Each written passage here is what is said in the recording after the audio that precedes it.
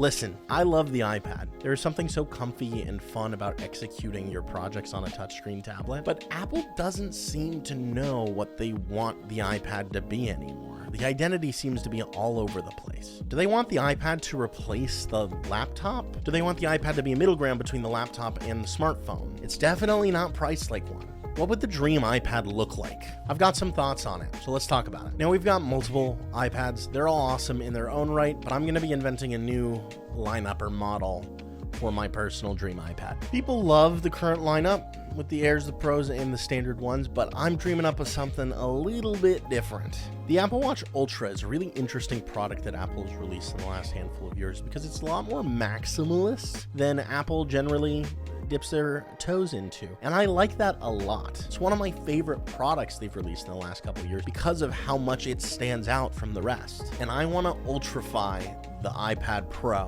for this video, so stick with me. Let's take the current M4 iPad Pros, the beautiful OLED displays along with iPad OS. Take that new M4 iPad right out of the chassis and plop it in a little bit thicker titanium chassis. Looks very similar to the Apple Watch Ultra. Throw in those orange accent buttons while we're at it. The previous iPad models, I thought the thickness was perfectly fine, and I'm happy to go with that thickness. It'll provide a little extra bass into the speakers, and we can also throw a much bigger battery into the chassis. My dream iPad has a couple days of battery life. So with the thicker chassis, still with the super thin OLED display, we have a lot more room for big batteries. Should be plenty of juice. With the rest of this extra space though, we're adding storage, and we're adding a ton of storage. And I'm not talking about stupidly expensive storage like Apple normally does. I'm talking about attainable, purchasable storage, like 10 to 20 terabytes. If a 15 terabyte iPad costs an extra grand, I'm okay with that, but I don't want to be spending $8,000 on a 15 terabyte iPad. I want to be able to store copious amounts of any types of files that I want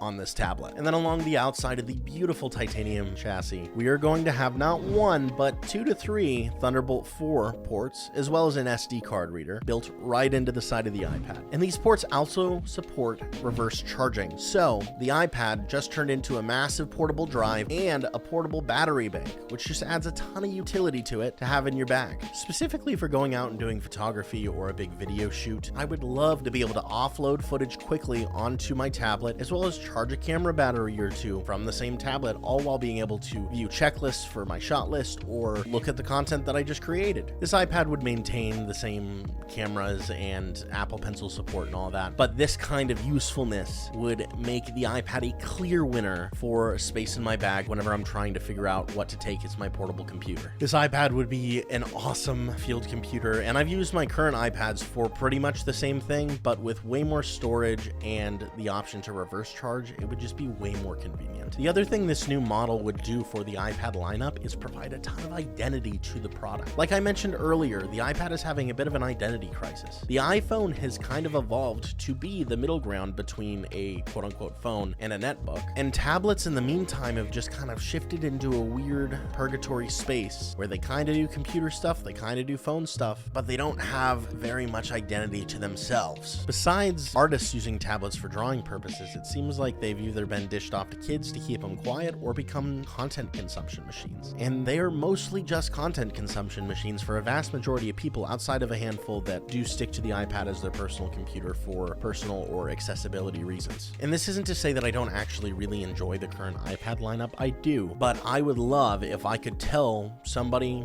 interested in an iPad exactly why they need one. Right now, there's really no need. They're just kind of cool and fun unless you have a very specific use for them. I use one because I found it to be a great separation from my work computer while still allowing me to do some of the simple tasks and admin work and script writing that I need to be able to do on the go. But even I can't argue with the fact that a laptop would probably be more convenient anyway. I hope come the next set of iPads in a year or two that Apple decides to make a much more bold decision with where the iPad lineup is going to go. That could be my field computer idea, the iPad Ultra concept that I would love, or it could be them going all the way down the deep end and creating the best artist computer. Either way, I would love to see Apple give the iPad a little bit more to chew on. And that more to chew on doesn't have to be the iPad standing on its own 2 feet. I'm a huge fan of companion apps. I would be a big supporter of the idea of adding a ton of software to the iPad for bulk exports or starting projects that then really seamlessly integrate into the home computer software that I use for my more professional workflows every day. Like if Final Cut Pro on the iPad was designed for importing and organizing footage, as well as quick cuts, which then immediately could easily offload onto the computer version of Final Cut Pro for the full editing experience. Shoving fully functional versions of Pro apps onto the iPad has never really made sense to me. Building them from the ground up makes sense because it's a different platform, but they always end up coming out like half-baked versions of the software that we already are using and won't stop using on macOS. I think the iPad would be at its best if it was an awesome additional piece of kit to the software and hardware that I'm already using for these projects, rather than trying to replace them in a worse way. And at this point, the iPad could have the identity of being an awesome tool that every working professional wants to have in their kit. And it's something that you would purchase along with your computer and not instead of. And this couldn't just work for video editing. It could work for scanning and photo stuff. It can work for 3D modeling or virtual machining stuff for coding. It could do all kinds of stuff. The sky's the limit. The iPad could just be a awesome required piece of kit that you always gotta have because it makes your professional workflow elsewhere that much easier, as well as doing all the other cool stuff iPads already do. I think that Apple needs to take a bit of a risk and make the iPad something. Even if the iPad that I'm thinking of isn't the something that everyone wants, I think they should give it a little bit more identity. The base iPad is always going to be there for you to buy for your kids so they can play Bloons Tower Defense. But these higher end machines, I think it's time to give them something to chew on. Thank you for watching. Please comment below what your dream iPad is. Subscribe if you want to see more, and make sure to drop a like.